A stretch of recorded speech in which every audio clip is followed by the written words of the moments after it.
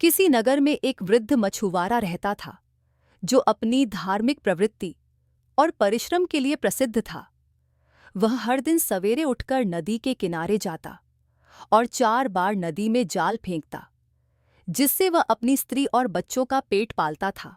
एक दिन उसने अपनी आदत के अनुसार नदी में जाल फेंका। जब उसने जाल को खींचने की कोशिश की तो वह बहुत भारी महसूस हुआ। मछुआरे ने सोचा कि आज कोई बड़ी मछली फंसी है, लेकिन जब उसने पूरी ताकत से जाल खींचा और बाहर निकाला तो उसमें एक मरे हुए गधे की लाश फंसी हुई थी। इस दृश्य को देखकर वह बहुत निराश और क्रोधित हुआ, क्योंकि गधे के वजन से उसका जाल भी कई जगह से फट गया था। लेकिन मछुआरे ने हार नहीं मानी। उसने जाल को ठीक किया और फिर से नदी में फेंक दिया। इस बार जब उसने जाल खींचा तो उसमें केवल मिट्टी और कीचड़ भरा मिला। मछुआरा रोते हुए कहने लगा कि उसका दुर्भाग्य देखो, लगातार 2 बार जाल डाला और कुछ भी हाथ नहीं आया।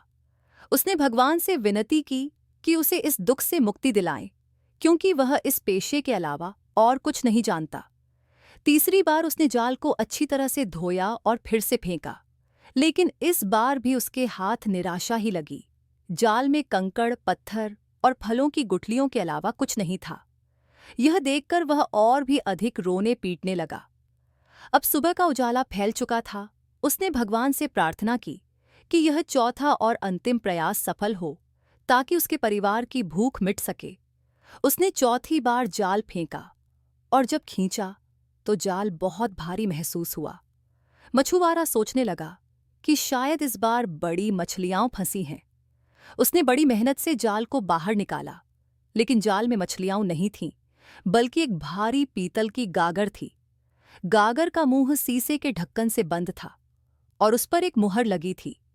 मछुआरे ने सोचा कि अगर यह गागर खाली भी हुई तो इसे बेचकर कुछ पैसे मिल सकते हैं, जिससे वह आज का गुजारा कर सकेगा। उत्सुकता से मछुआरे ने गागर को हिला डुलाकर देखा। उसमें से धुआं निकलने लगा। मछुआरा हैरानी से यह दृश्य देखने लगा। धुआं धीरे धीरे नदी के ऊपर आकाश में फैल गया और कुछ ही देर में वह धुआं सिमट कर एक भीषण दैत्य का आकार ले गया। मछुआरा घबराकर भागने को हुआ, लेकिन तभी उसने सुना कि दैत्य हाथ जोड़कर कह रहा है, अय सुलेमान, मेरा अपराध क्षमा करें। मैं फिर कभी आपकी आज्ञा का उल्लंघन नहीं करूंगा। मछुआरा यह सुनकर हक्का बक्का रह गया और बोला, अरे भूत, तू क्या बकवास कर रहा है?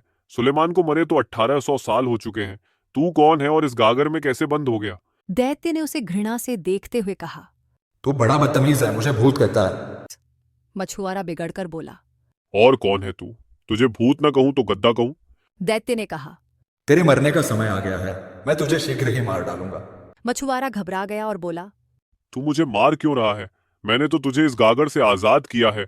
दैत्य ने उसे बताया कि वह उन जिनों में से है जो हजरत सुलेमान के आदेशों का पालन नहीं करते थे। सुलेमान ने उसे पकड़कर इस गागर में बंद कर दिया था और तब से वह यहाँ कैद था।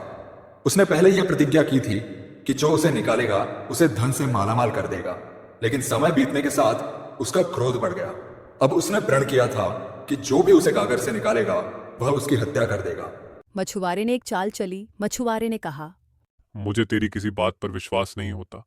तू इतना विशालकाय प्राणी है, इतनी छोटी सी गागर में कैसे समा गया? तू झूठ बोलता है। दैत्य बोला।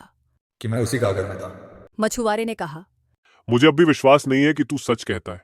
इस गागर में तो तेरा एक पाँव भी नहीं आएगा। तू पूरा का पूरा किस प्रकार इसमें समा गया? मैं तो तभी मानूंगा जब तुझे अपनी आंखों से गागर के अंदर देखूं। यह सुनकर दैत्य फिर धुएं के रूप में परिवर्तित हो गया और सारी नदी पर फैल गया। फिर वह धुआं रूपी दैत्य एक स्थान पर इकट्ठा हो गया और धीरे धीरे गागर में जाने लगा। जैसे ही दैत्य अंदर गया, मछुआरे ने गागर को बंद कर दिया और दैत्य को फिर से कैद कर लिया। अब दैत्य गिड़गिड़ाने लगा, लेकिन मछुआरे ने उसे नहीं छोड़ा। मछुआरा बोला, अब तुझे वही मिलेगा जो तेरे लिए उचित है। और उसने गागर को नदी में फेंकने का फैसला कर लिया।